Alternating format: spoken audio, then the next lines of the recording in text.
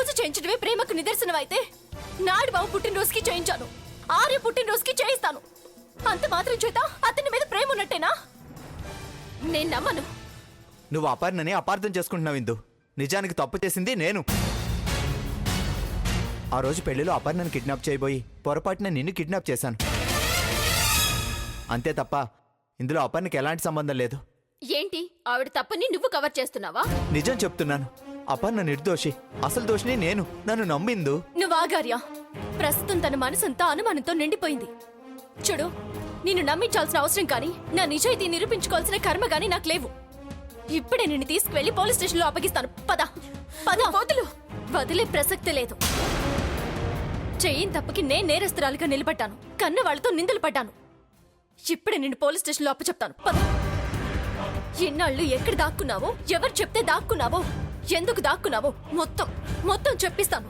ఇంత నాటకం ఎవరు ఆడించారో, ఎందుకు ఆడించారో బయట పెట్టిస్తాను. ఆ రోజు నువ్వు నాకు ఫోన్ ఎందుకు చేసావో, ఎవరు చెప్తే చేసావో బయట పెట్టిస్తాను. అన్నింటికి మించి నీ ఫోన్ నా బ్యాగ్ లో ఎలా ఉందో నీ చేత నిజం చెప్పిస్తాను. పద. ఆగో.